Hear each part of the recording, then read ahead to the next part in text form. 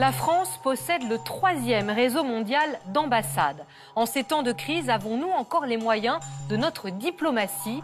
Exceptionnellement, le Quai d'Orsay a accepté de nous ouvrir ses portes. Nous vous emmènerons dans les coulisses de nos représentations en Chine, en Côte d'Ivoire. Nous découvrirons que la France compte plus d'ambassadeurs que d'ambassades et que certains gagnent 2 fois le salaire du chef de l'État. Revenus, fonctionnement, nous nous sommes heurtés à un silence qui relève presque du secret d'État. Nos très chères ambassades, une enquête d'Alexandra Jousset et Sophie Roland.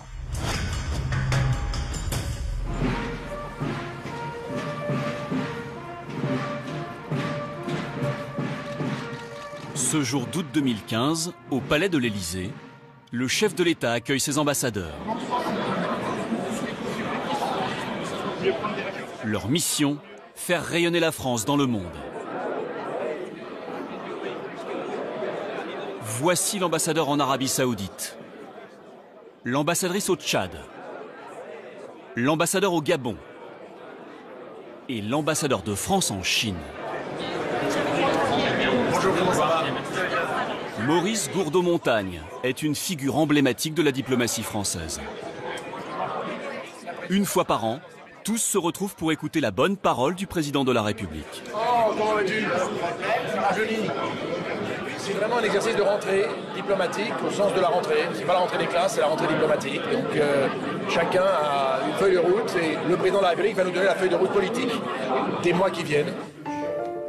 Forte de ses 162 ambassades, la France dispose du 3e réseau diplomatique au monde, après les États-Unis et la Chine. Mesdames, Messieurs les ambassadeurs, ce que nous voulons, au-delà de nos sensibilités, c'est assurer le rayonnement de notre pays, son influence. Nous sommes encore une des rares nations au monde capables de donner une direction. Pour clore les festivités, les diplomates se retrouvent dans le parc du château de la Selle-Saint-Cloud, près de Paris. Qu'est-ce que vous ouvrez comme bouteille? Des Bordeaux, des Grands Crus. Bah celui-là par exemple? Oui. Un Margaux. Margaux 2003, la Bégorce. Une référence. Ce ne sont que des références.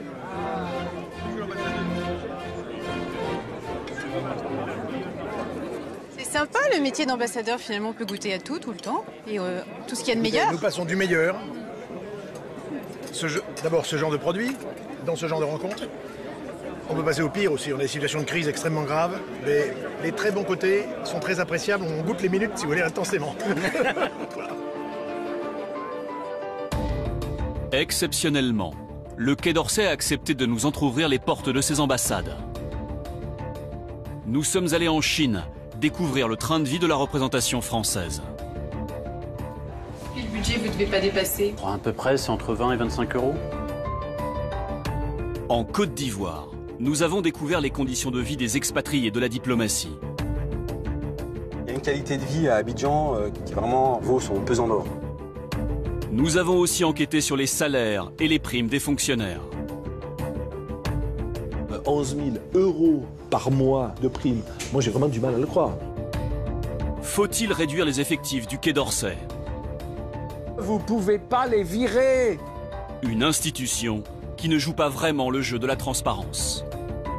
Un mode de désignation complètement opaque, une rémunération toujours aussi opaque, et on peut difficilement faire plus opaque.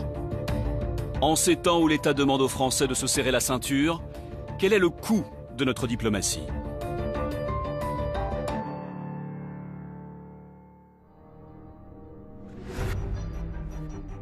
Pour commencer notre enquête, nous nous sommes rendus dans l'un des lieux les plus secrets de la diplomatie.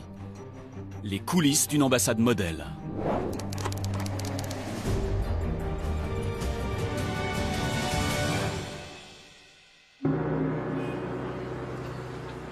Pékin, capitale de la Chine.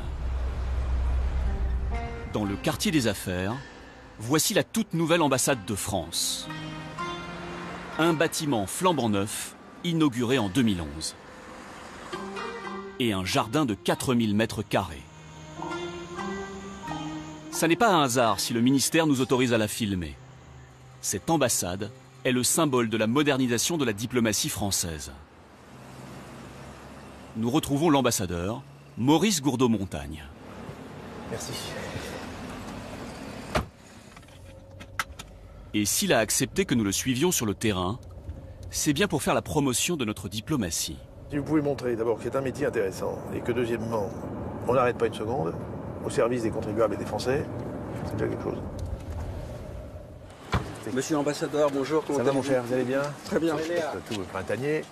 Il a voulu nous emmener sur le chantier du lycée français de Pékin.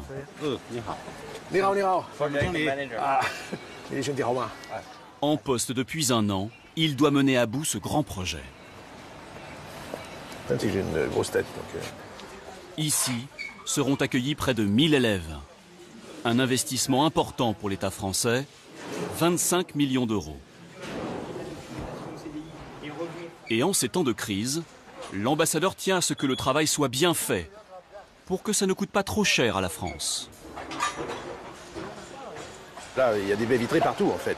La baie vitrée dans un pays où il y a 60 degrés d'amplitude thermique, hein, c'est quand même un vrai sujet. Si on ne veut pas se retrouver avec des ennuis, et des problèmes de maintenance et de réparation et des frais, parce que ça coûte extrêmement cher. Donc froid, chaud, et ça pète. Vous faites faire attention à tout, monsieur l'ambassadeur. Mais c'est les équipes qui font attention à tout. Mais moi, si un truc ne va pas, c'est à moi qui revient aussi de faire une observation et d'essayer de soulever le sujet pour qu'on y réponde. Voilà. Visite éclair pour cet homme pressé. À bientôt. Merci beaucoup. Merci. Être ambassadeur en Chine, c'est un marathon permanent. Maurice Gourdeau-Montagne a l'habitude de ces postes à forts enjeux. Entré au ministère des Affaires étrangères il y a 35 ans, ce haut fonctionnaire fut ambassadeur au Japon, au Royaume-Uni, puis en Allemagne. Il maîtrise tous les codes de cette fonction. À Pékin, comme dans toutes les ambassades de France, il y a une tradition. Voilà, tout ça c'est les anciens ambassadeurs. Vous voyez. Dans le couloir qui mène à son bureau, tous les portraits de ses prédécesseurs. La France a une représentation permanente en Chine depuis M. de Lagrenay, qui a créé la première ambassade pour le compte du roi Louis-Philippe en 1843. Ça a été la première ambassade en Chine auprès de l'empereur de Chine. Depuis, une quarantaine d'ambassadeurs se sont succédés. Comme le veut la règle au Quai d'Orsay, un ambassadeur est nommé pour 4 ans maximum. Vous êtes allé au lycée? J'étais au lycée, formidable. Ça avance bien. Pour faire tourner cette ambassade, il s'appuie sur son bras droit, Jacques Pellet. Il est le premier conseiller. Ici, c'est un peu le chef d'orchestre. On se perd dans cette ambassade. Il nous emmène visiter les coulisses de ce labyrinthe de 10 000 mètres carrés. Voilà, là on est au service commun de gestion. À l'image d'un petit gouvernement, l'ambassade regroupe des représentants des grands ministères. Donc là on a dans le service des sciences et technologies, voilà. Le ministère de l'Intérieur, le ministère de l'Économie et des Finances, ou encore le ministère de l'Agriculture. Avec 311 agents et un budget annuel de 20 millions d'euros, cette ambassade est la deuxième représentation française à l'étranger, après celle des États-Unis.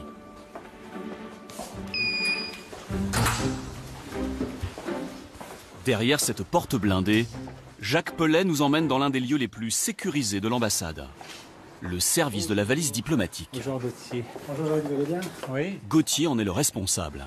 Bien, voilà. Je vais vous montrer à quoi ressemble cette valise. C'est beaucoup moins prosaïque que ce qu'on imagine. Hein. Ce n'est pas un barbouze avec une mallette et une menotte à la main. Je vais vous montrer. En fait, vous voyez, ce sont des sacs dans lesquels on met le courrier officiel. C'est donc dans ce sac en toile, fermé avec un scellé, que voyagent les secrets des ambassades. Dans ce sac, qu'est-ce qu'on peut trouver? Ah, j'ai envie de vous dire que je ne vais pas vous le dire. Ce sont, là, en l'occurrence, c'est peut-être des instructions de l'ambassadeur pour le consul général, c'est peut-être des documents qui sont des confidentiels défense, documents divers, des passeports aussi, passeports diplomatiques. On peut mettre de l'argent dans un sac? Je ne sais pas. Non, ça, non, on ne met pas d'argent dans la régularité. Officiellement donc, pas d'argent dans la valise. Sans difficulté, donc c'est un travail vraiment très précis.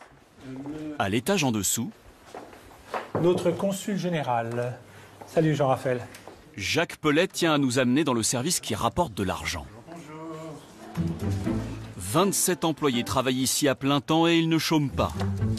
Il faut encourager les Chinois à venir en France. Pour 60 €, on leur promet un visa touriste en 48 heures. C'est quoi toutes ces boîtes là? C'est juste les visas de cette année? Ah non, c'est les visas de la journée, ça. C'est les visas de la journée? Oui, plus ou moins. Plus ou moins, oui. Ouais. Oui. Ah oui, non, non. 2000 visas délivrés pour une seule journée, soit 1 million de visas par an. Pas compter. Bénéfice net pour l'État, 20 millions d'euros.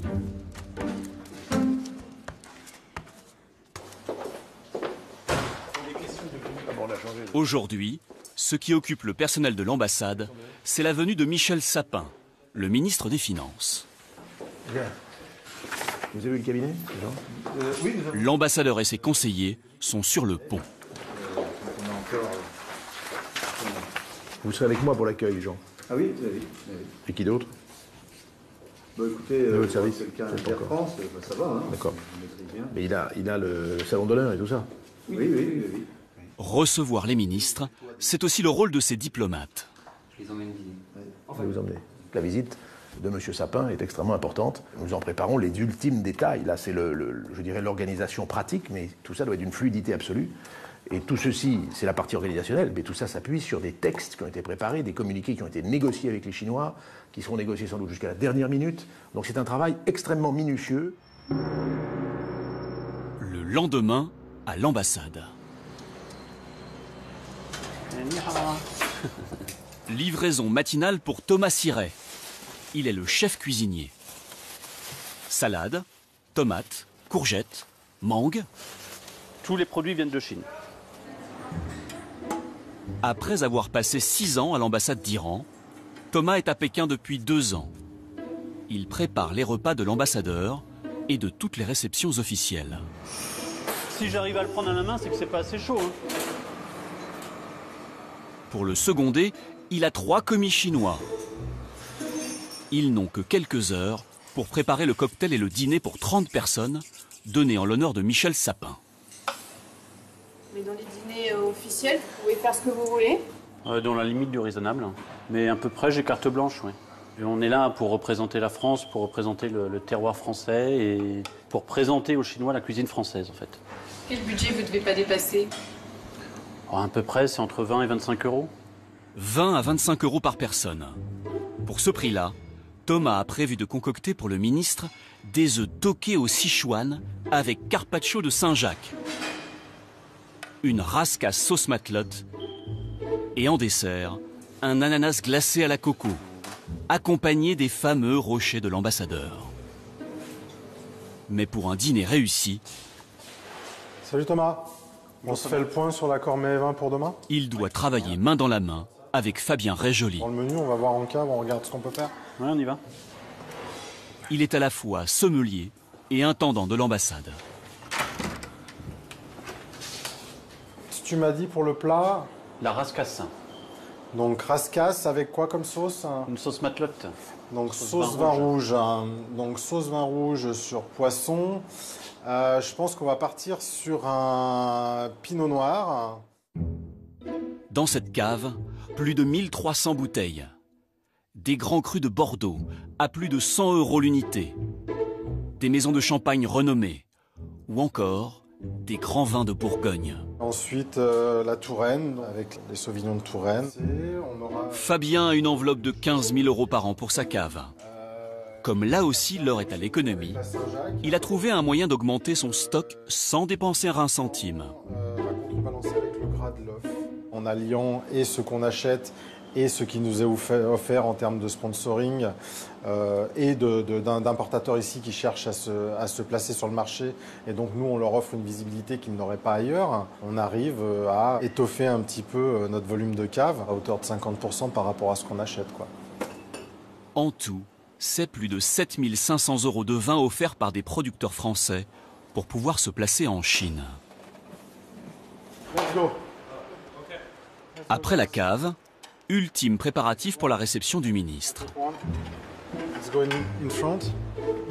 Il est temps de mettre la table, tout en respectant les vieilles traditions françaises. Un doigt. Et ensuite... Tout est calé au millimètre. La réputation de la France est en jeu. Ok. Tac. Donc nous, on va se poser comme ça, à l'aplomb, centre de l'assiette. En fait, on va mesurer l'écartement entre les assiettes. On est censé représenter l'art de vivre à la française et l'art de la table. Donc logiquement, on doit répercuter dans nos gestes et dans les faits ce qui se fait depuis des décennies et des centaines d'années, même si je peux dire, en France au niveau des arts de la table. Dans cette ambassade modèle, tout semble donc géré à l'économie, sans gaspillage.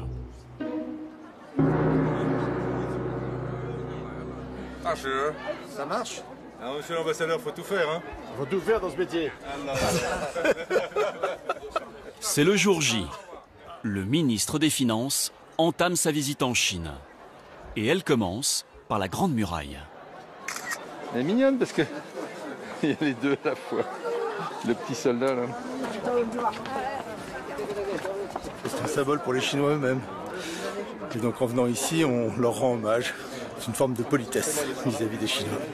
Mais le ministre n'est pas là pour jouer les touristes. Son but, faire avancer les relations économiques avec la Chine. À quelques kilomètres de la muraille, voici le symbole de la coopération entre les deux pays. Cette tour qui produit de l'énergie solaire a été construite par EDF et une entreprise chinoise.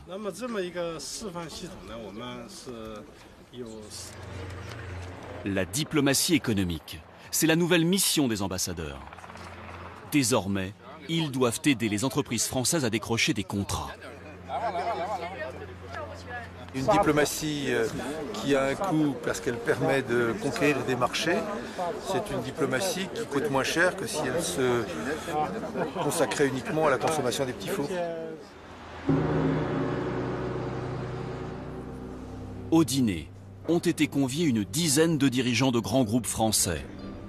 EDF, Peugeot, un grand laboratoire pharmaceutique, une banque privée. L'occasion pour le ministre et l'ambassadeur d'échanger avec des entreprises en quête de marché. Mais dans cette ambassade exemplaire, tout n'est pas si parfait. Au cours de notre enquête, nous avons découvert que les ambassades les plus stratégiques n'ont pas forcément le plus de personnel. Pour rendre la diplomatie plus efficace, faut-il revoir les moyens de nos ambassades?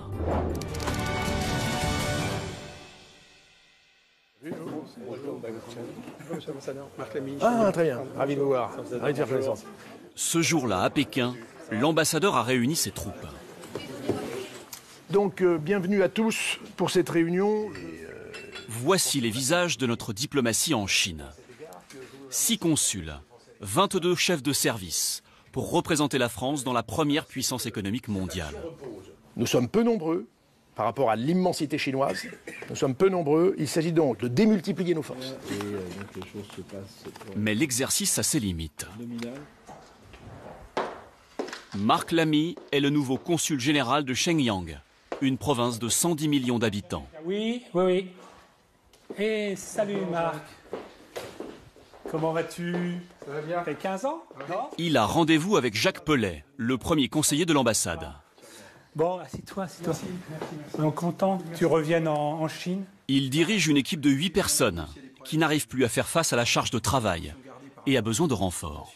Je crois qu'on a un peu atteint les limites de notre structure et vu qu'on est en pleine phase de développement, je crois qu'il faut reconsidérer l'ensemble. Qu'on regarde en détail? Le numéro 2 va transmettre la demande au ministère à Paris qui tranchera. Mais bon, ça n'avait pas été possible. Allez, bonne chance. Mais alors comment est réparti le personnel du Quai d'Orsay dans le monde? La carte des ambassades nous réserve quelques surprises. Pourquoi en 2015 a-t-on 169 personnes dans un petit pays comme Madagascar, alors qu'on en a seulement 93 au Mexique, deuxième économie d'Amérique latine? Ou encore dans un pays stratégique comme la Russie, nous avons 212 personnes, beaucoup moins qu'au Maroc, où ils sont 336. Comment expliquer la présence de 123 agents en Côte d'Ivoire, contre à peine 50 en Corée du Sud, où les échanges commerciaux avec la France sont 7 fois plus importants. La répartition des personnels serait-elle plus le fruit de l'histoire que d'un choix stratégique du ministère? Pour le savoir, nous allons voir le député socialiste Pascal Terrasse. Bon, moi je l'ai eu, il faudrait quand même que le rapporteur de la Cour des comptes puisse être auditionné en commission d'une manière ou d'une autre, alors je ne sais pas comment. Depuis 2 ans, il est rapporteur du budget du ministère des Affaires étrangères à l'Assemblée nationale. Avec son administrateur, il est chargé de contrôler les dépenses du Quai d'Orsay. En octobre 2014, il a rédigé ce rapport. Il y dénonce l'organisation obsolète des ambassades. La répartition des moyens humains ne paraît plus correspondre à la réalité du XXIe siècle. Nos postes en Europe et en Afrique sont d'évidence surdotés en moyens humains, tandis que ceux des pays émergents manquent cruellement d'effectifs. Quand la France est riche, quand la France a beaucoup d'argent, elle peut se permettre d'avoir une vraie politique diplomatique à l'étranger. Quand elle est plus faible d'un point de vue financier, il faut que l'on arrive à s'organiser. Pour le député, la priorité c'est de réduire les effectifs en Europe.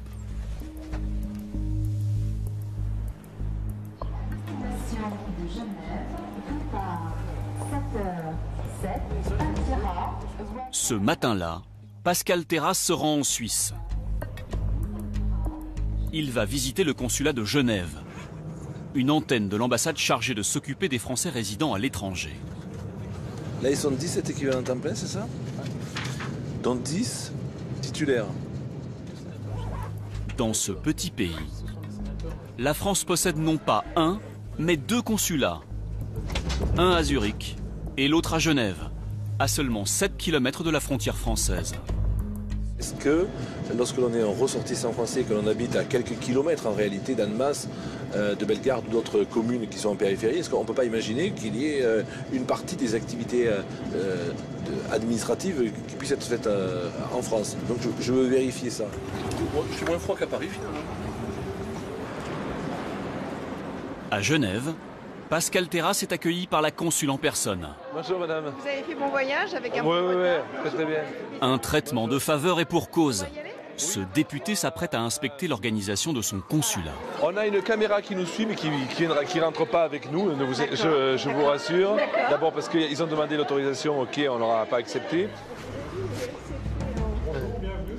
Merci, bonjour. Nous resterons donc à la porte du consulat.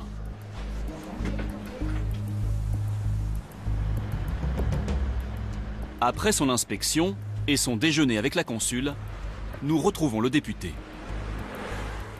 C'est ce qui coûte cher la transcription. Il y en avait combien de personnes qui travaillaient là-dessus? 4. 4 personnes. Oui, c'est des gens qu'on a vus en avance. A-t-on vraiment besoin de 2 consulats en Suisse? On pourrait imaginer un suffit. Un suffit, celui de Genève se justifie vraiment. Est-ce que par exemple il y a trop de consulats en Europe encore? Oui, bien sûr, inévitablement. On a fermé des consulats à Lisbonne, à Turin, etc. Donc il faudra vraisemblablement continuer. Mais ça, il faut l'examiner au cas par cas. Il faut voir ce que représente la communauté française dans certains territoires européens et vraisemblablement, évidemment, fermer des consulats. Ces réformes prônées par le député n'ont eu que peu d'écho au Quai d'Orsay. Officiellement depuis 2013, la carte de nos ambassades serait en pleine révision. Mais les changements se font attendre. Pourquoi? Nous sommes allés poser la question au porte-parole du ministère, Romain Nadal.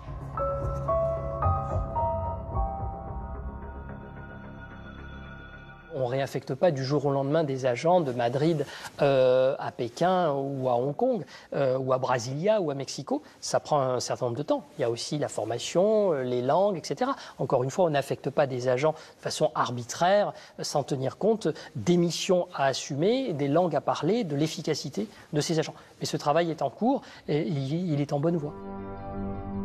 Depuis 2013, seuls 2 consulats ont fermé en Europe. C'est loin d'être le seul problème. Alors que l'heure est aux économies dans tous les ministères, vous allez voir qu'avec ses 91 consulats, la France est toujours très généreuse avec ses compatriotes. À l'étranger, les Français sont chouchoutés.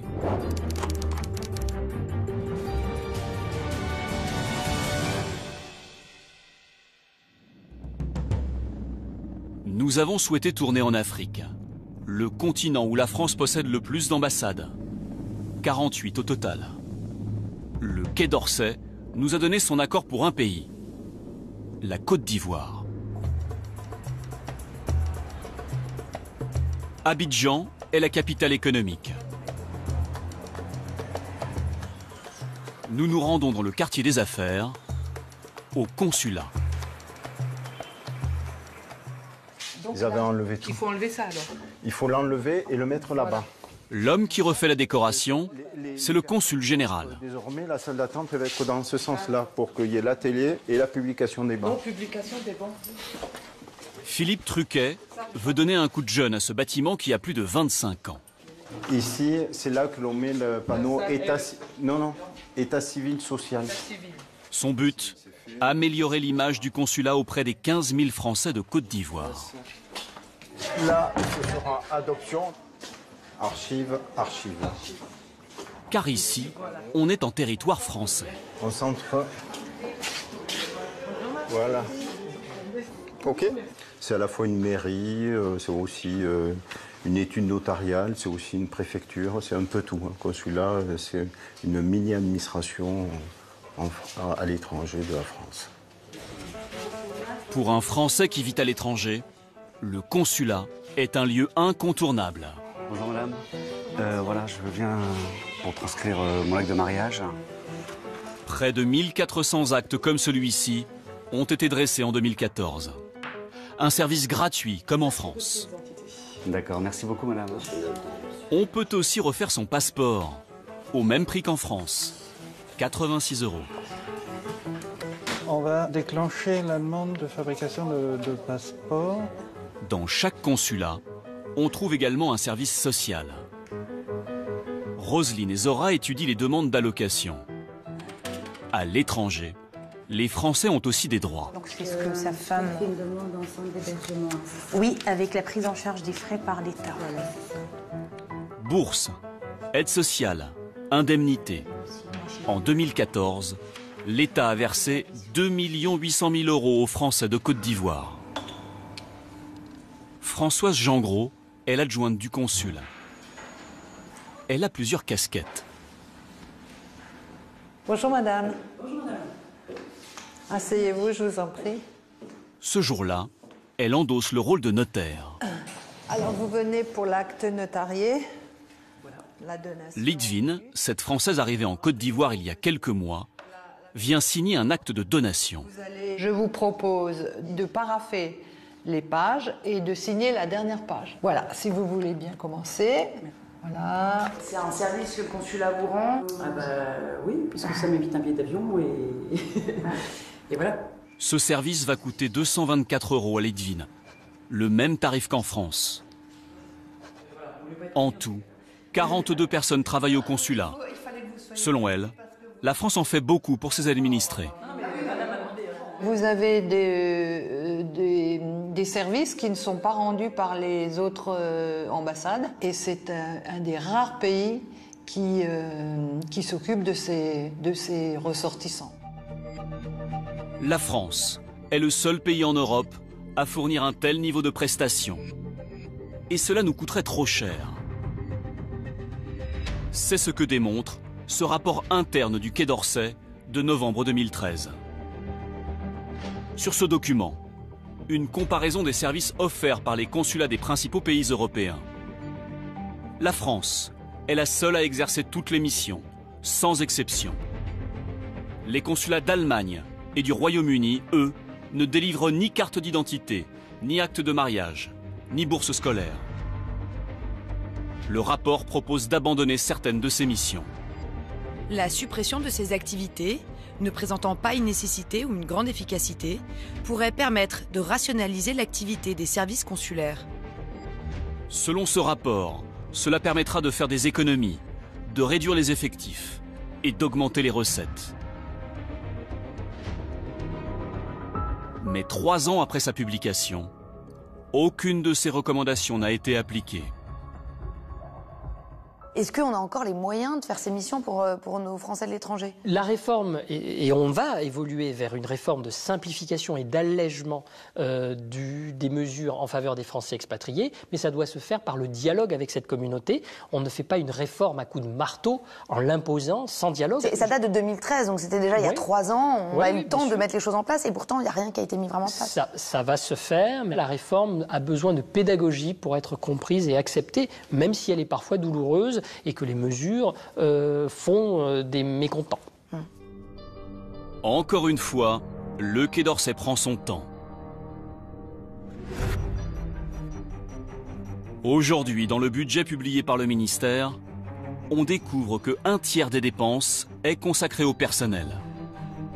Envoyer un Français à l'étranger coûte très cher à l'État.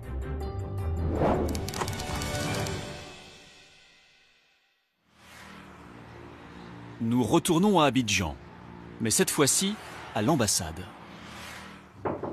Entrez. Étienne Chapon est le premier conseiller. Je voulais qu'on se voit par rapport à ce que tu as signalé tout à l'heure en réunion de service là, sur l'actualité politique. Diplomate de carrière, il est en Côte d'Ivoire depuis 2 ans. Je crois effectivement qu'il faut qu'on fasse un message parce que pour l'instant ils étaient sur un calendrier un peu imprécis. Étienne Chapon bénéficie des avantages réservés aux diplomates de haut rang. Il loge à quelques kilomètres de l'ambassade, à la résidence de France, située dans le très chic quartier de Cocody. Dans ce parc, avec une vue imprenable sur la lagune. Voici la maison d'Étienne Chapon, le seul diplomate qui a accepté de nous montrer son logement de fonction. Tu es encore sur ton rapport? Ouais, je vais bientôt terminer. Faut que tu le rendes quand? Avec sa femme et ses 2 enfants, ils habitent cette maison de 5 pièces et payent un loyer de 1 381 € à l'État français. Puis on va s'installer là-bas, tu seras mieux. Un cadre de vie agréable, une demeure confortable, qui lui sert aussi d'outil de travail. Ce diplomate est obligé de recevoir très souvent. Voilà, donc ici c'est la salle à manger. C'est l'endroit où nous organisons la plupart des dîners. C'est pris en charge par l'ambassade quand c'est dédié à une représentation? Il y a une somme qui est consacrée à ce qu'on appelle les frais de représentation. Étienne peut se faire rembourser jusqu'à 20 € par invité. Tu vas écrire une lettre au Père Noël? Pour l'éducation de ses enfants, il perçoit aussi une aide financière. Pour chaque enfant, on touche une indemnité qui sert à payer les frais d'école, puisque la plupart du temps à l'étranger, il n'y a que des écoles privées, donc qu'il faut payer. Il reçoit environ 600 € par mois et par enfant. Oui, bien sûr. Au total, le ministère verse près de 15 000 € par an à Étienne Chapon pour la scolarité de ses 2 fils. Ces avantages ne sont pas réservés aux seuls diplomates. Ils s'appliquent à tous les fonctionnaires du ministère des Affaires étrangères, même à ceux qui ont le grade le moins élevé dans la fonction publique, comme Rodolphe. Il est le secrétaire du consul, chargé d'ouvrir et de classer son courrier. Donc là, il y a tout ce qui concerne les visas, ici tout ce qui est état civil, et ici sont les autres demandes. Il organise aussi son agenda et met à jour le site internet. Monsieur, vous avez besoin de mes services? Non, c'est bon, Rodolphe, c'est bon. Ouais, très bien. Merci, bonne soirée. Bonne soirée, à demain. Il est 17 h. Rodolphe rentre chez lui. Allez, c'est parti. Comme Étienne Chapon, il réside dans le quartier chic de Cocody. Et tous les jours, pour faire le trajet, il s'offre les services d'un chauffeur. Il y a une qualité de vie à Abidjan qui vraiment vaut son pesant d'or. Ouais. Vous n'auriez pas la même qualité de vie en France?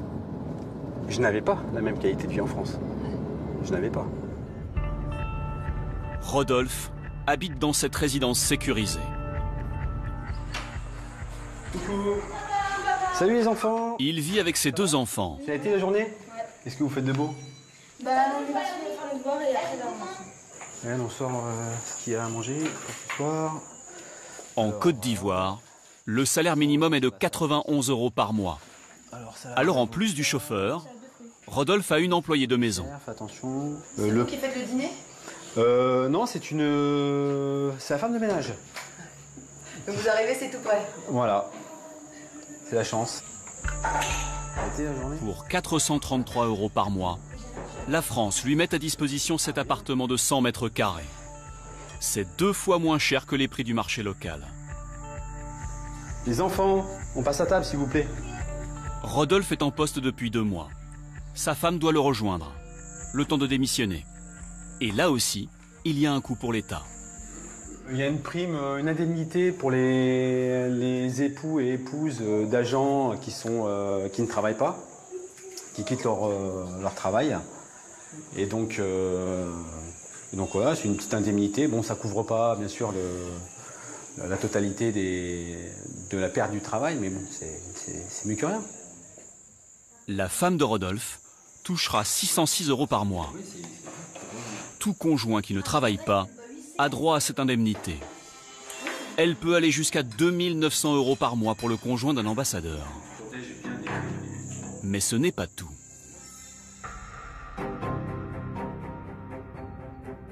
Nous nous sommes procuré ce bulletin de paie d'un agent comme Rodolphe. On y découvre une indemnité de résidence de 6 068 € et 59 centimes, soit plus de 4 fois le salaire de l'agent. Et cerise sur le gâteau, cette indemnité est nette d'impôts. Seul son salaire est imposable. Alors à quoi peut bien correspondre une telle somme? Impossible de trouver la liste de ces indemnités. Aucune trace dans les comptes publics du ministère. Nous sommes retournés voir Pascal Terrasse.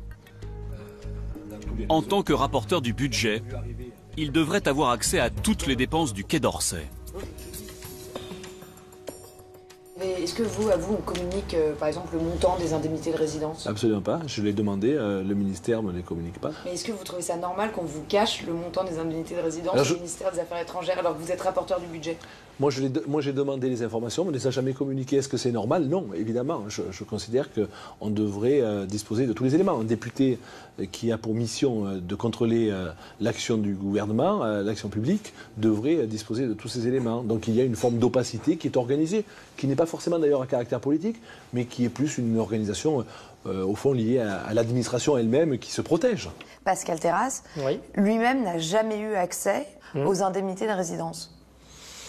Écoutez, encore une fois, il n'y a pas une volonté de dissimuler un trésor ou un train de vie qui serait fastueux. Mais pourtant, c'est un élu de la République, il a le droit d'avoir ces informations. Bien sûr, bien sûr. Moi, je ne peux pas vous répondre sur les raisons qui ont motivé le fait qu'on ne lui donne pas, à lui, parlementaire, ce barème. Je pense qu'il y a des questions vraiment de confidentialité, de respect de la vie privée des personnes qui perçoivent ces indemnités.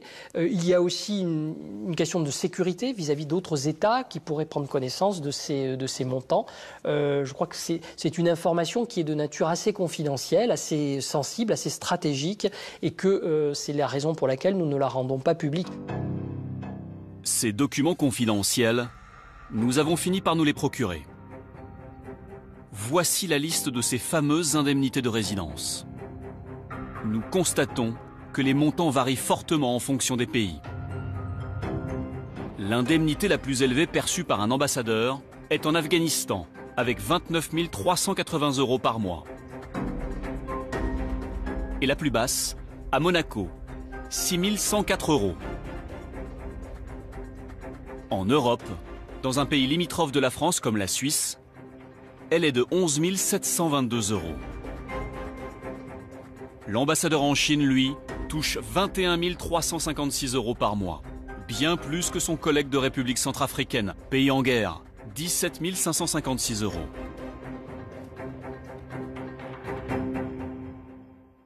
Comment vous avez eu ces informations, vous? On ne dit jamais ses sources. On dit que les indemnités de résidence des ambassadeurs, c'est le secret le mieux gardé de la République. Mais la preuve, c'est vrai que la preuve, vous avez même la Suède. Mais dis donc, vous êtes bien débrouillés, dis donc. Ah oui, quand même. Ouais, mais moi, j'ai pas ça. Moi, je n'y ai pas accès. Voilà. Pascal Terrasse découvre le montant de l'indemnité de résidence d'un consul en Suisse. 11 722 € par mois. C'est quoi? C'est le salaire Non, c'est l'indemnité en plus, c'est-à-dire qu'il n'est pas soumise à l'impôt. C'est en plus du salaire. C'est ce qu'on appelle l'indemnité de résidence et primes. Pas les primes, juste l'indemnité de résidence. L'indemnité de résidence. Bon, il faut voir le... C'est énorme. Si vous me dites que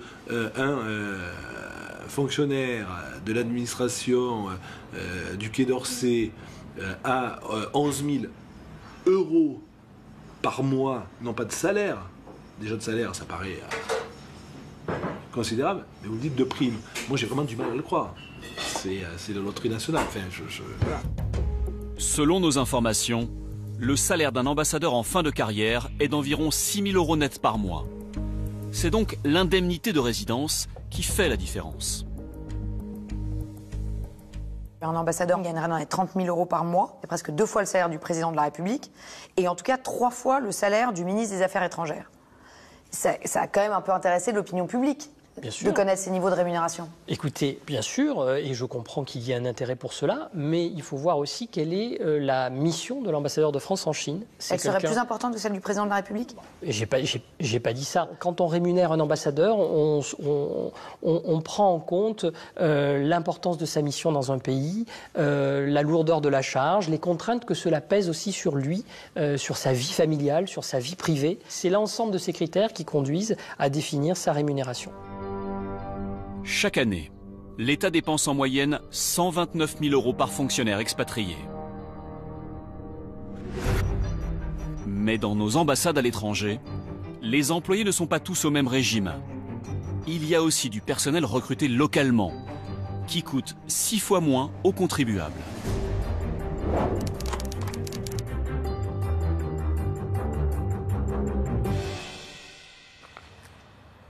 Retour à Abidjan, en Côte d'Ivoire.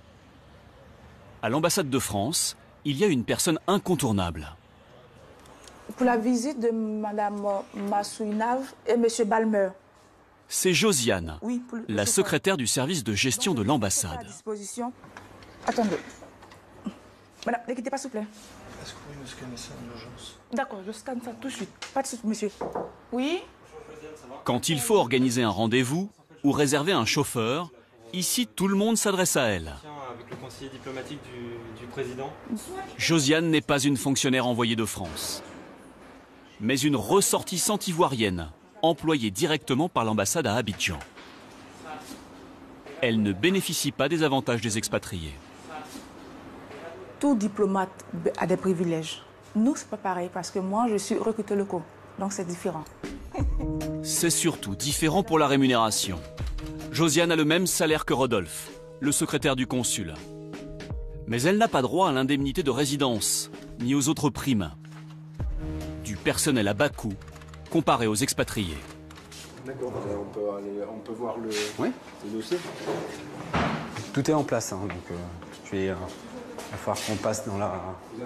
Pourtant, en Côte d'Ivoire, seule la moitié des employés sont des recrutés locaux. Le consul l'admet, pas besoin d'un expatrié pour son secrétariat. L'assistant du consul, il peut être un agent de droit local. Hein. Ici, en Côte d'Ivoire, il se trouve que c'est un expatrié. Bon, mais vous avez aussi des consuls qui sont assistés d'agents de droit local.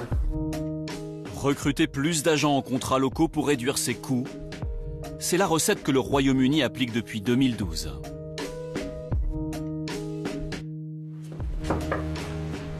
Nous allons voir Agnès Verdier-Molinier. Bonjour. Bienvenue. Elle dirige un groupe de réflexion libérale. Sa spécialité, le contrôle de la dépense publique.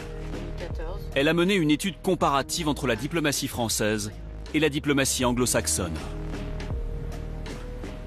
Pour le même nombre d'agents, on a une masse salariale qui est 50% plus chère par rapport aux Britanniques.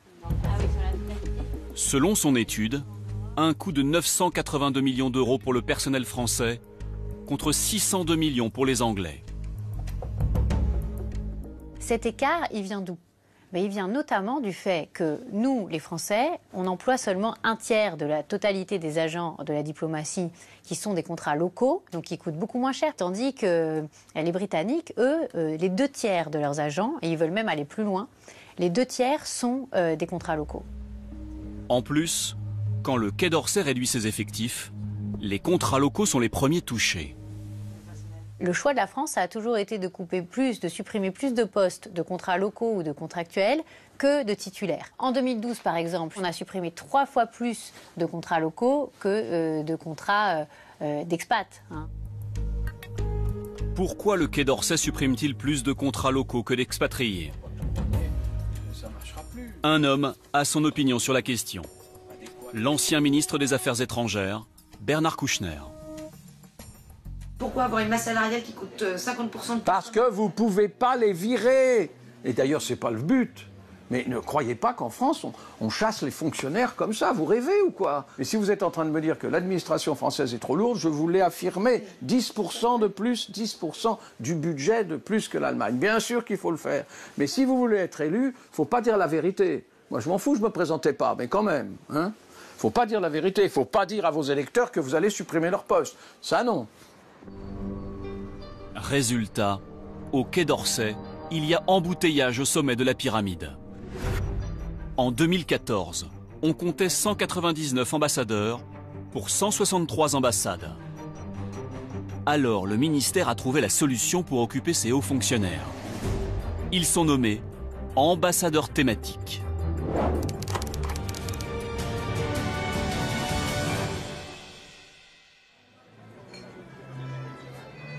Revenons au cocktail des ambassadeurs, dans les jardins du château de la Selle-Saint-Cloud près de Paris. C'est le moment de la photo de famille.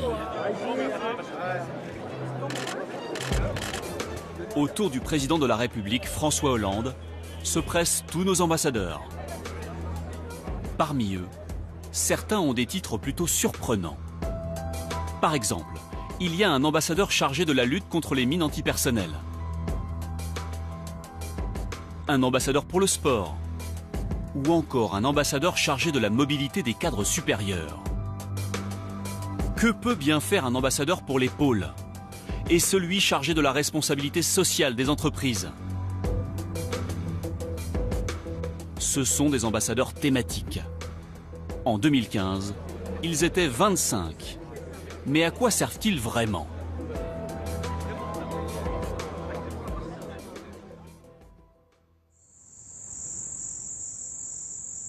Abidjan, à la résidence de France. Ce soir-là, l'ambassadeur donne un cocktail en l'honneur d'une hôte de marque. Bonsoir, monsieur Marie-Hélène Mesuna. Je suis ambassadrice, représentante spéciale au ministère des Affaires étrangères pour la lutte contre la piraterie maritime et les questions de sûreté maritime. Voilà. Vous êtes une ambassadrice sans pays. Oui, c'est très dur. Cette haute fonctionnaire est en poste depuis 4 mois. Son rôle, coordonner l'action des ministères français pour lutter contre la piraterie, notamment au large des côtes africaines. Il y a beaucoup de bateaux qui ont été attaqués dans le golfe de Guinée. Écoutez, je n'ai pas les chiffres exacts en tête là maintenant. J'arrive juste de Paris, je prépare ma réunion de demain, mais je ne manquerai pas de vous donner plus précisément. Pourtant, le lendemain, la piraterie dans le golfe de Guinée est au cœur des discussions de la conférence présidée par notre ambassadrice thématique. Je crois qu'aujourd'hui, nous sommes réunis pour justement donner une nouvelle impulsion dans ce contexte particulièrement difficile. Je vous remercie, Monsieur le Premier ministre. Quand elle n'est pas en déplacement, Marie-Hélène Mesuna est à Paris, au Quai d'Orsay, où elle dispose d'un bureau et d'une secrétaire. J'ai d'y arriver le dimanche soir parce que j'en ai marre de prendre l'avion à 4 h du matin, enfin de me lever à 4 h du matin. Pour comprendre l'étendue du sujet de la piraterie maritime dans le monde, nous lui posons à nouveau quelques questions. La réservation pour... Dans le golfe de Guinée ou au niveau mondial, il y a combien d'actes de piraterie par an? Alors écoutez, là, j'ai vraiment pas les chiffres en tête, ça va vous paraître tout à fait désolant. La piraterie, c'est combien par an dans le monde? Est-ce qu'on sait ce que ça représente? Eh bien, je ne suis pas en mesure, je n'ai pas le chiffre en tête là maintenant. En attendant que Marie-Hélène Mesuna retrouve les chiffres sur la piraterie, nous avons rendez-vous avec un autre ambassadeur thématique, Yves Marek. Sans affectation pendant 6 ans, il est désormais chargé de la lutte contre les mines antipersonnelles. Il estime que ce titre lui est utile. quitte à être, au regard du droit de la fonction publique, obligé de payer des gens, à la limite, si on leur donne un peu plus de crédit dans leur fonction pour qu'ils la fassent mieux, parce qu'un titre ronflant peut un peu aider, en particulier vis-à-vis quand il s'agit d'interlocuteurs étrangers qui ont l'impression d'être plus respectés, où est le problème? Le problème, le voici. Quand on regarde la liste des ambassadeurs thématiques, on s'aperçoit que le Quai d'Orsay recrute aussi à l'extérieur du ministère. Au Sénat, une élue en a fait son cheval de bataille. La parole est à notre collègue Madame Nathalie Goulet. Chaque année depuis 6 ans, infatigable, Nathalie Goulet dépose un amendement pour rendre public le coût réel de ces ambassadeurs thématiques. Sur les ambassadeurs thématiques, je vais quand même, Monsieur le Ministre, revenir une minute sur ce marronnier qui me préoccupe. Selon la sénatrice, il s'agit de copinage politique aux frais du contribuable. Là, par exemple, l'ancienne députée socialiste de Charleville-Mézières, qui avait été battue aux élections et qui a été nommée ambassadeur thématique chargé de la coopération régionale dans l'océan Indien. Dans la liste des ambassadeurs thématiques, on trouve un journaliste, un avocat et pas moins de 7 anciens politiques, tels que Michel Rocard, toujours ambassadeur pour les pôles. Il n'y a aucune espèce de raison qu'on fasse du recrutement de favoritisme. Le Quai d'Orsay n'est pas une instance de recyclage des amis en mal d'exotisme. Je veux dire, c'est pas notre fonction. Quant au coût de ces ambassadeurs, Nathalie Goulet n'a obtenu aucune information. Et là, par exemple, sur les frais, qu'est-ce que vous avez pu obtenir? Rien. Rien. Un mode de désignation complètement opaque, une rémunération toujours aussi opaque, pas de compte-rendu et pas d'évaluation des frais. On peut difficilement faire plus opaque. Voilà, donc on a un arbitraire et on a un flou complet du début à la fin de ces missions. Donc évidemment, c'est un dysfonctionnement. Cette année, Nathalie Goulet compte bien à nouveau déposer son amendement sur les ambassadeurs thématiques. Pour la 7e fois. Derrière les murs du Quai d'Orsay, les hommes changent. Mais les secrets demeurent.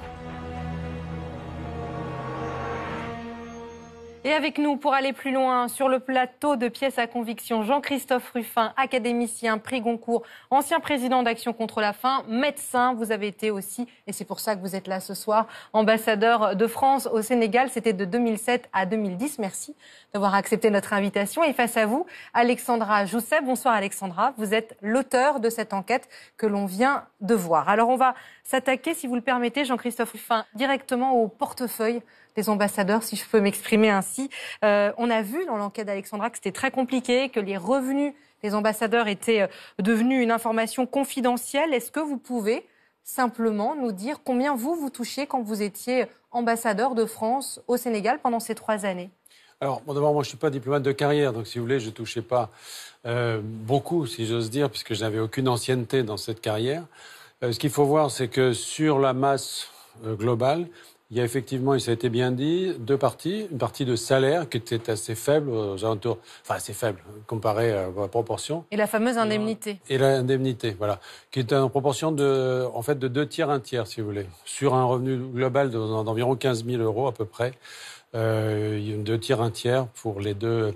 Ce qui est important à savoir, parce que ça veut dire qu'un ambassadeur, et c'est quand même la majorité des cas, quand il revient en France, ils ne sont pas tout le temps en poste. Hein. Il y a même maintenant une crise qui a été mentionnée, démographique, donc ils ne sont pas tout le temps en poste. Quand ils reviennent en France, ils n'ont que leur salaire. Ils perdent l'indemnité de résidence.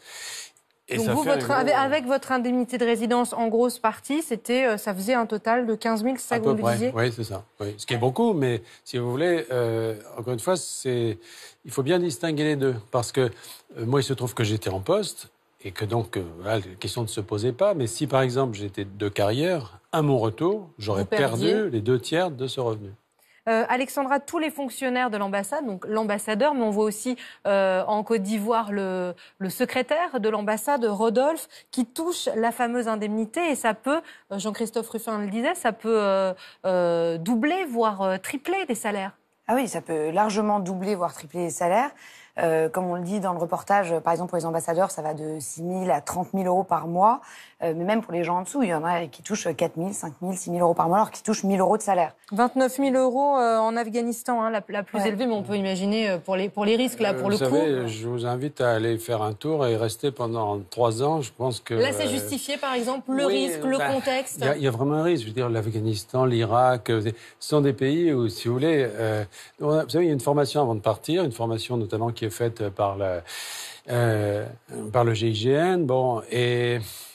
Voilà, on voit ce qu'on risque, on voit ce que c'est que la vie de quelqu'un qui ne peut pas sortir de chez lui pendant 3 ans. Alors je vois Alexandra qui dit... Je dis quand même, il y a quand même 21 000. Ouais, 20 000 en Chine, c'est ce qu'on disait, 21 000 à Pékin. Il y a des pays qui sont pas... Bangui, qui est une capitale en guerre, d'un pays en guerre, la République centrafricaine, c'est 15 000 euros. Donc on se pose quand même la question des critères, de comment est-ce que sont définies ces indemnités de résidence, parce que nous, on n'a pas pu les avoir.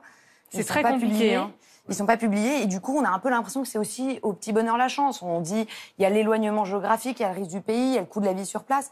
Mais concrètement, quand on a demandé qu'est-ce qui fait que c'est telle somme, on n'a pas pu nous donner les critères. Alors, il y a même Monsieur Nadal, hein, le porte-parole du Quai d'Orsay. Est-ce que c'est recevable, ça, comme argument, quand on dit on ne peut pas donner l'indemnité de résidence parce que ça peut être attentatoire à la sécurité, sous-entendu de l'État? Non, mais enfin, bon, ça c'est... too much. Il devrait y avoir de la transparence là-dessus. Il y en aura forcément, parce que je dis, on ne peut pas continuer à vivre comme ça. C'est de l'argent public, donc ça doit être public. Bon, la question, c'est qu'il y a des rigidités, forcément, parce que vous avez des pays, par exemple, qui sont réputés dangereux. Par exemple, l'Éthiopie, alors que, franchement, l'Éthiopie n'est pas un pays dangereux pour les diplomates. D'un côté, vous avez le Kenya, où tout le monde va passer ses vacances, et qui, à mon sens, beaucoup plus dangereux. Bon.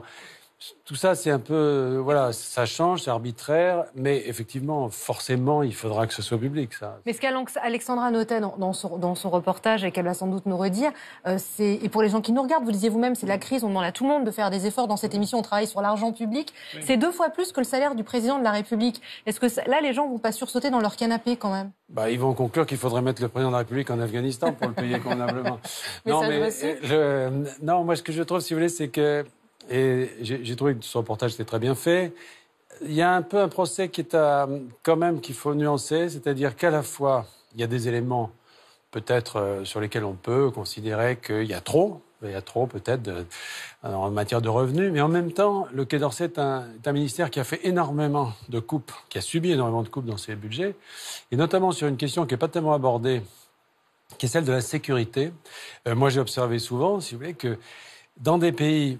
Par exemple, dans des pays d'Afrique ou dans des pays du Moyen-Orient, des pays en guerre, je me souviens par exemple de la Mauritanie, où au moment où il y a eu les troubles, les coups d'État, les assassinats de Français, etc., l'ambassadeur n'avait pas de voiture blindée, par exemple.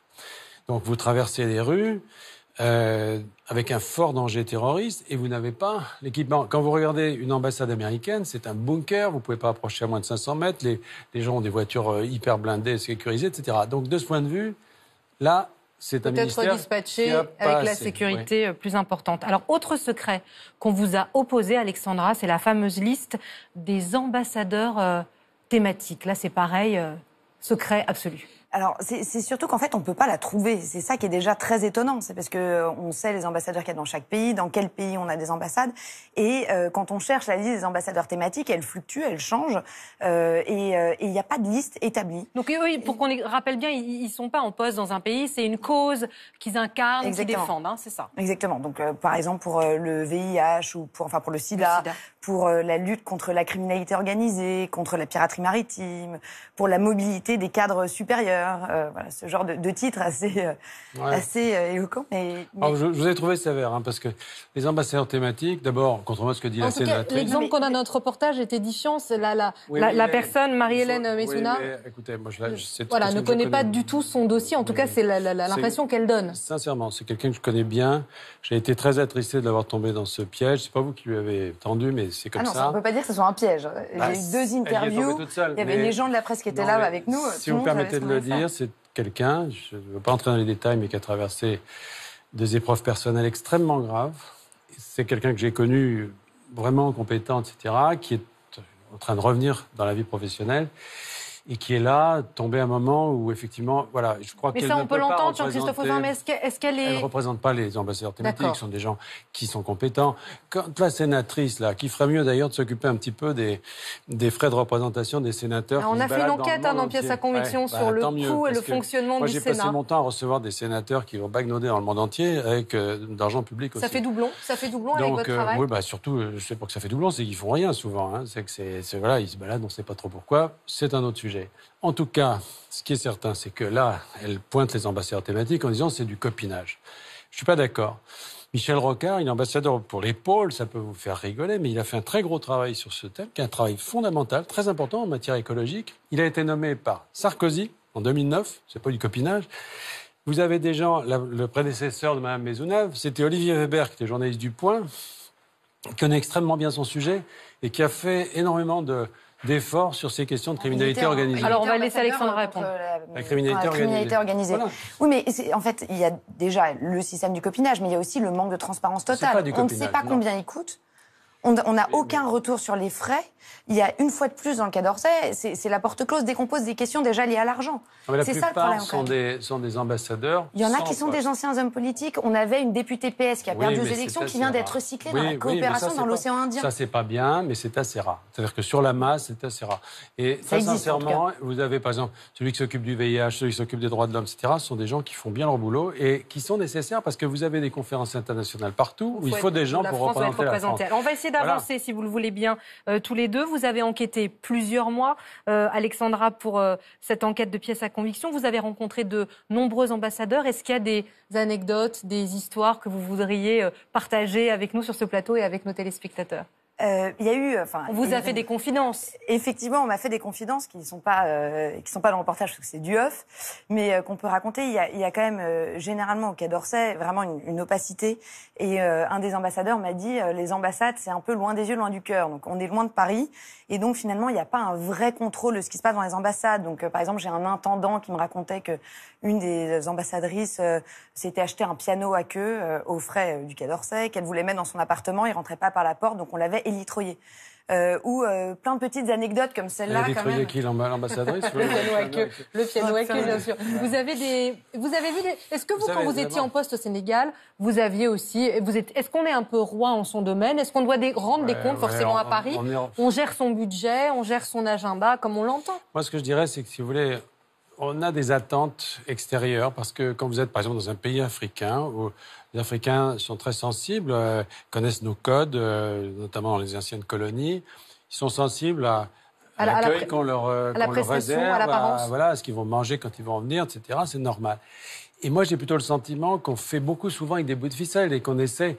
Moi, j'ai connu beaucoup les fauteuils défoncés en attendant qu'on vienne parce qu'il y a une mission de rénovation, etc. C'est un ministère qui n'est pas dans le luxe. Franchement, c'est pas vrai. Alors, il y a quelques ambassades vitrines, bon, peut-être, mais il y a une mauvaise répartition, ça vous l'avez très bien dit. C'est ça. C'est très vrai. Non, mais surtout une mauvaise répartition même de l'argent au sein du ministère, parce qu'effectivement, ils ont des bouts de ficelle, mais d'un autre côté, c'est entre les salaires, la façon dont c'est réparti, on a l'impression qu'il y a des fauteuils troués, mais des secrétaires ou des gens qui gagnent 7 000 € net par mois, quoi. Oui, mais parce que les fauteuils n'ont pas de représentation syndicale, si vous voulez.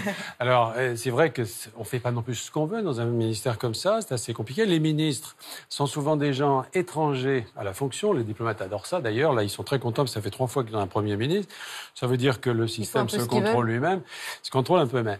Ce qui est vrai, vous l'avez parfaitement représenté dans le reportage, c'est que franchement, ce réseau diplomatique auquel on tient, puisqu'on dit la France veut avoir l'universalité, on doit être présent partout. Bon, c'est un choix discutable, mais c'est un choix.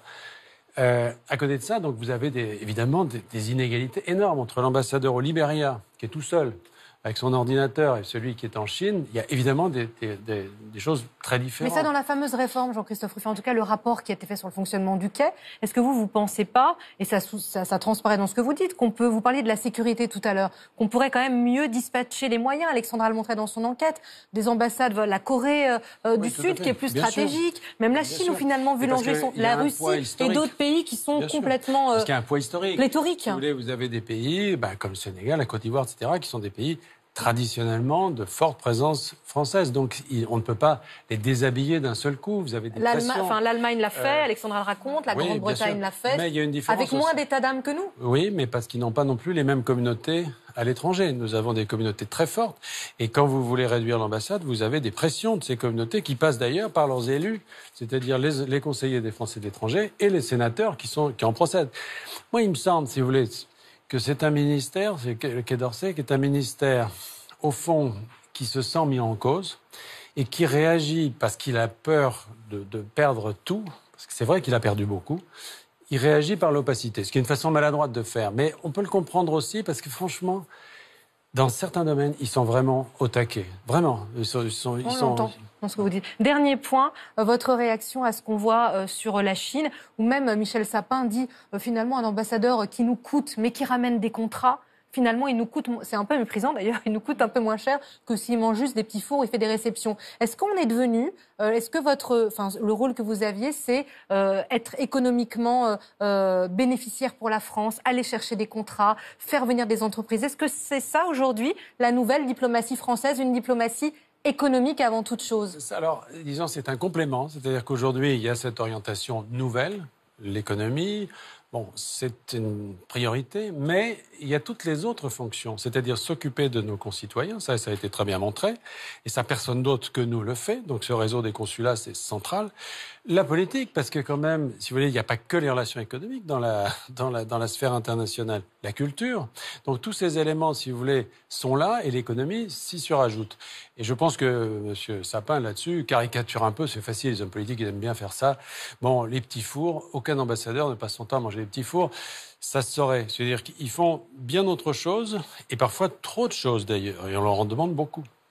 Et une réaction, Alexandra? Non, mais j'ai quand même été marquée de voir à quel point les ambassadeurs maintenant avaient vraiment ce côté porte-drapeau du Made in France, partout dans leur agenda, en Chine, mais aussi en Côte d'Ivoire. On a vu, c'est eux qui allaient faire la promotion de Carrefour. Carrefour était en train d'ouvrir, ils faisaient le tour des boutiques, ils étaient à côté. Et c'était intéressant parce qu'on voyait qu'à travers cette diplomatie économique, ils en profitaient pour faire du politique, serrer la main au ministre du budget, dire bonjour à tout le monde. C'était vraiment une façon très importante.